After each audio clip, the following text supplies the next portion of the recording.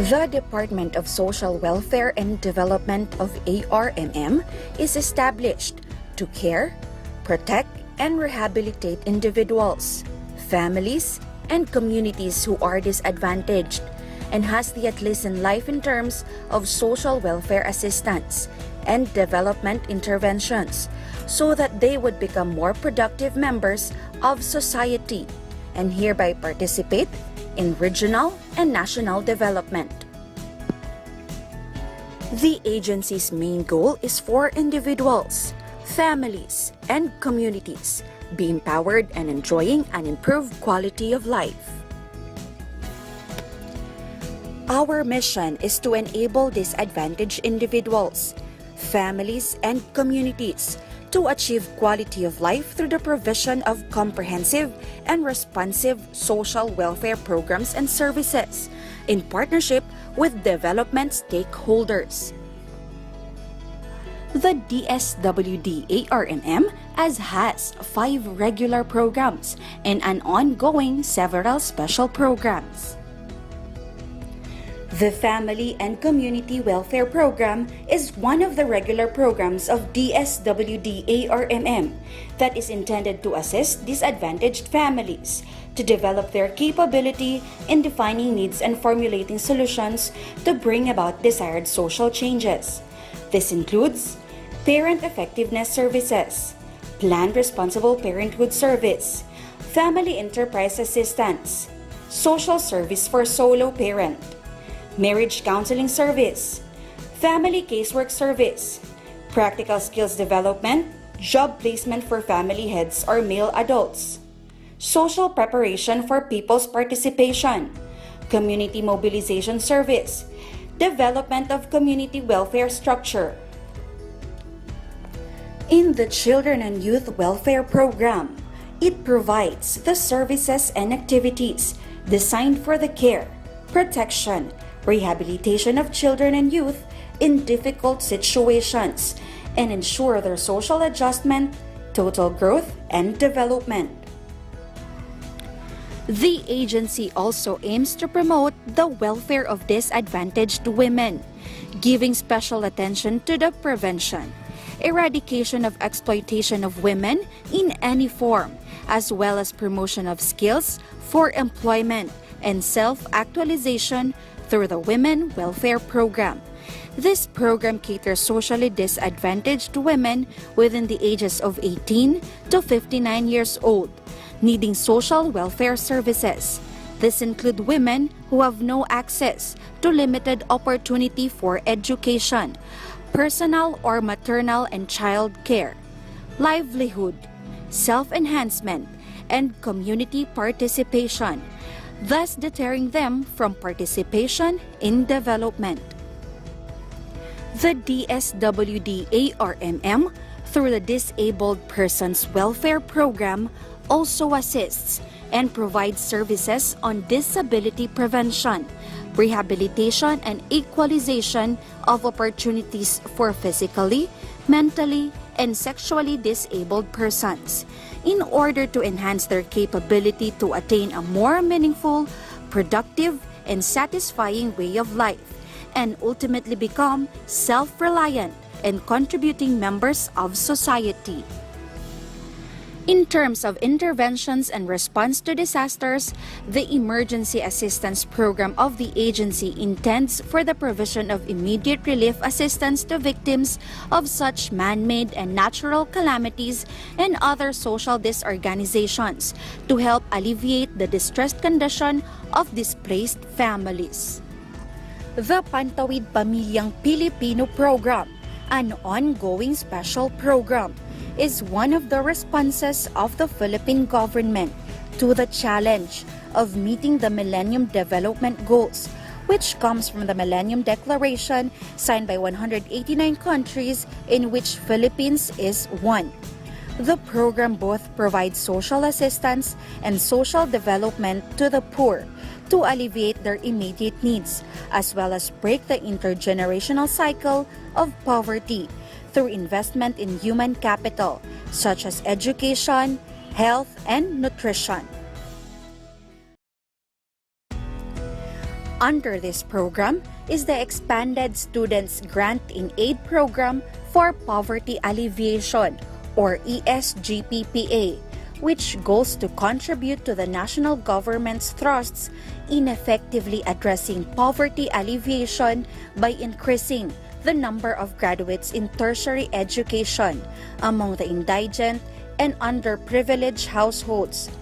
The parents of the identified scholarship grantees should be beneficiaries also of the Pantawid Pamilyang Pilipino program.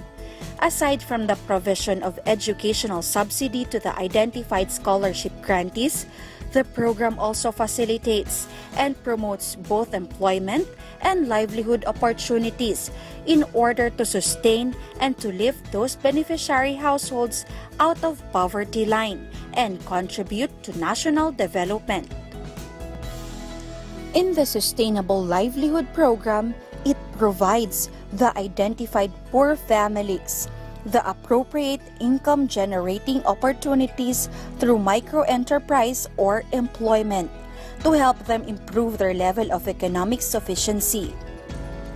The program specifically targets the 4 economic sufficiency indicators of the Social Welfare and Development Indicators of the Dswd, such as employable skills, employment, income, and social security, and access to financial institutions. The program facilitates interventions that expand the livelihood asset base of the participants for human, social, physical, natural, and financial capital to capacitate them in being able to either have gainful employment or successfully manage a micro-enterprise. In the Social Pension for Indigent Senior Citizens program, it provides government assistance with a monthly stipend amounting to 500 pesos to augment daily subsistence and other medical needs of indigent senior citizen, as provided for by the Republic Act 9994, particularly Article 20, Section 1, an act granting additional benefits to senior citizens. The program primarily aims to improve the living condition of eligible senior citizens or social pensioners. In the Supplementary Feeding Program, it provides food in addition to the regular meals to target 2 to 5 years old children as part of the DSWD's contribution to the Early Childhood Care and Development Program of the government. The food supplementation will be in a form of hot meals or alternative meals to be served during snack or mealtime to the children minimum of 5 and maximum of 7 days a week for 120 days.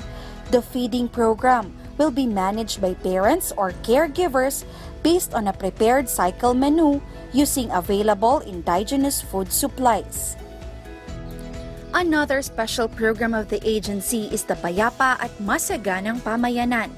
or PAMANA, in which this program is the national government's program and framework for peace and development that caters to the needs of conflict-affected and vulnerable communities. PAMANA was conceived as complementary track to the peace and negotiations in order to attain just and lasting peace through extending development interventions to isolated, hard-to-reach and conflict-affected as well as conflict-vulnerable areas. The program aims to improve socio-economic conditions in conflict-affected and conflict-vulnerable areas, covered by peace agreements through infrastructure development and focused delivery of social services, improve governance by building institutional capacities of national government agencies and local governments for a conflict-sensitive,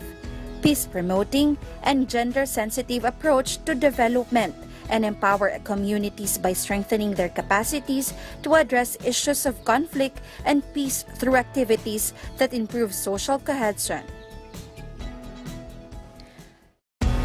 The ARMM Bangsamoro Regional Inclusive Development for Growth and Empowerment, or BRIDGE, is patterned after the National Community-Driven Development Program, or NCDDP, of the national government under the Kalahi Seeds Poverty Alleviation Program of the Dswd. It employs the immediate strategy, labanan ang kahirapan sa Armm.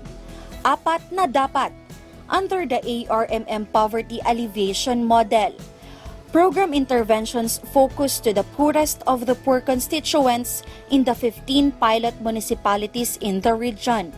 Intervention shall include the provision of the basic family requirements comprising food, shelter, light, and water. The Humanitarian Development Action Plan is established to help improve the living condition of the communities affected by calamities and build resilient and empowered communities in a secured environment and to address the immediate needs of the IDPs in the evacuation centers based on the RDNA findings. This is a direct response of the government to the internally displaced families and hazard-prone communities and vulnerable to calamities. Republic Act 9344 or the Juvenile Justice and Welfare Act of 2006 established a comprehensive juvenile justice and welfare system in the country. The Council, chaired by the Department of Social Welfare and Development, is mandated to ensure that the law and its IRR are being implemented efficiently and effectively at all levels of the government. Republic Act 10630 was enacted in October of 2013 to amend the Republic Act 9344 at the regional level and at the level of the local government units. The Regional Juvenile Justice Welfare Committee oversees and ensures the effective implementation of this act through assisting the concerned agencies in the implementation and in compliance with the Juvenile Justice Welfare Committee adopted policies or regulations to provide substantial inputs to the Juvenile Justice Welfare Committee in the formulation of new ones, in line with the provisions of this Act, as well as assisting in the development of the comprehensive 3 to 5 year local juvenile intervention program, with the participation of concerned local government units, non-government organizations, and youth organizations within the region and monitor its implementation.